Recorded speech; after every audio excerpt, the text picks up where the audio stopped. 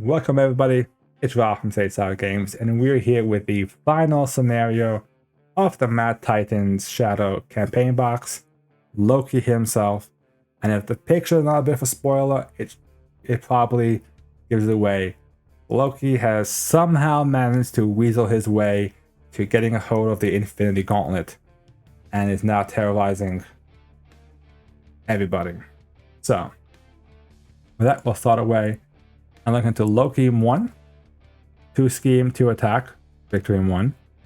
Loki cannot take damage while a side scheme is in play. Once defeated, discard cards from the top of the encounter deck until a side scheme is discarded. Reveal that side scheme. And he has 20 hit points. Then we have Loki. 2 scheme, 1 attack, retaliate in 1, victory in 1. When defeated, discard cards until a side scheme is discarded and reveal it. 20 hit points. Then we have Loki. 1 scheme, 3 attack, stalwart, victory in 1. When defeated, no, this video is not broken. This is not on loop. Same thing, 20 hit points. Guess what's next? Loki. 3 scheme, 1 attack, stalwart, victory in 1. Another side scheme if you defeat him, and 20 hit points. And wait for it. Loki. 1 scheme, 2 attack, victory in 1, gains piercing with side scheme and 20 hit points. So yes, that is 5 Lokis that you have just seen on the screen. We got one that has piercing, one that has stalwart but is really good at scheming, one that has stalwart but really good at attacking, one that has retaliate, 2 scheme and 1 attack, and one that cannot take damage while a side scheme is in play. That's a 2/2. So 5 different Lokis all there. And you may be asking yourself, how does this work? Well, all hail King Loki. I'll talk about it without you kind of showing it to you. So Loki comes into play with the Infinity Gauntlet. 2 encounter sets. I will say one of the encounter sets happens to be Enchantress. So we kind of, in a way, have our Sylvie in the game. But Sylvie, I believe, is kind of based on Enchantress. Setup. Put each Loki out of play. Put the War in Asgard side scheme into play. Shuffle the deck. Pick a random Loki, put it into play, and then take the top card of the Infinity Stone deck out into play. So he starts play with the Gauntlet and 1 stone out and a random Loki. When Loki is defeated, advance to a random set aside Loki villain. So when you defeat a Loki, another one comes out. If the number of Lokis in the victory display is equal to the victory condition, the players win the game. And it comes at 1 threat per player, 1 threat per player when it advances, and it has 12 threat to lose the game. So I looked this up because I was curious. And the way it works is, if you're playing rookie mode, you have to defeat 1 Loki. Standard has to defeat 2 Lokis. Expert, 3 Lokis, and heroic is 4 Lokis.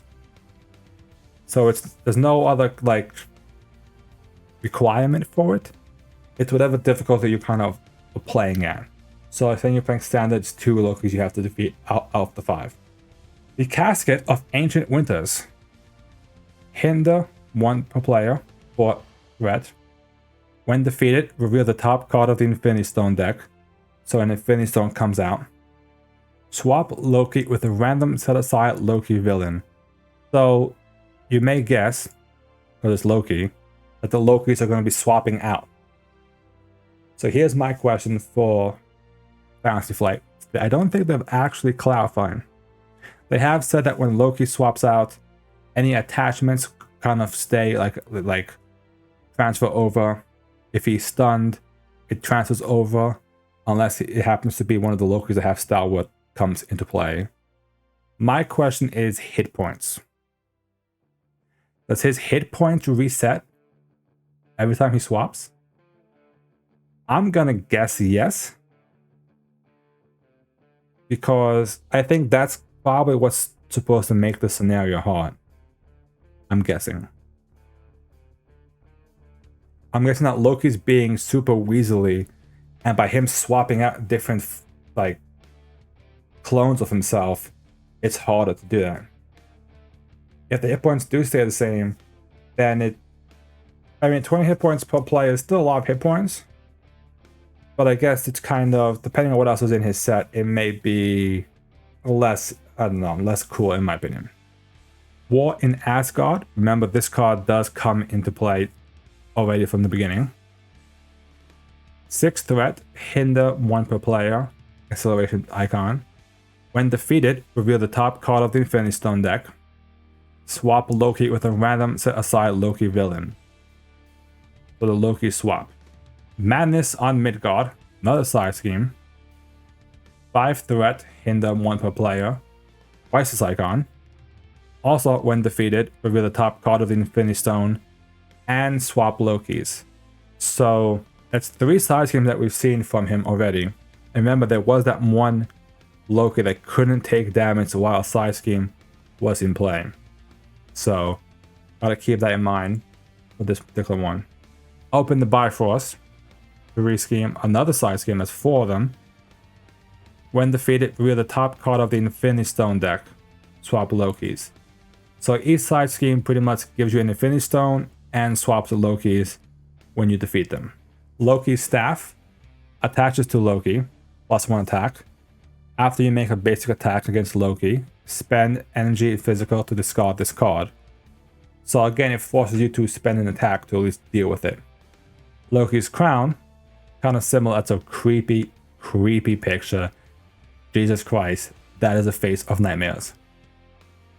+1 scheme.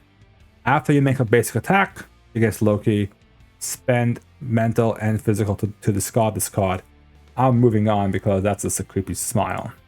Attached to Loki, Loki's cape. After Loki is swapped with a set aside Loki villain, give him a tough status card. After you make a basic attack, spend energy and mental to discard this card. Those are his 3 attachments to give him. Yeah, we were talking. I was talking about it earlier. The Thanos set. Even Thanos has a lot of cards that really like. If you block with an ally, they punish you by adding a threat to the main scheme. Or he has ones that give him overkill and piercing to really break through allies. Plus Thanos has such a high attack, it's just like gonna hit hard. Ella has a few too. And it's gonna really, there's a lot of stuff here to really punish, like especially like Star Wars in quite a few of these to really make it hard for you to stun people. Which is good. They had to do something to deal with the ally spam. Masters of Illusions attached to Loki. When Loki would take damage from an attack, discard the top card of the encounter deck. If that card is a treachery, prevent all damage from this attack and discard this card. So wait a minute, I just realized, so this is interesting. Does this mean it doesn't trigger unless it actually does something? So if you discard the top card of the deck and it isn't a treachery card, your attack still hits whatever damage it was, but Massive Illusions is still in play. It's only when a treachery card flips up that it prevents the damage and then gets discarded. So that kind of makes it where you have to play the guessing game on, normally you would attack with like a 1 attack minion. Then that would mean that you would have to that 1 attack could pop Massive Illusions, or it might not, and then you have to use your big attack and hope you don't hit the treachery card for it. So that's an interesting way to really use the illusion card. Devious Sorcery. When revealed, alter ego, you are stunned.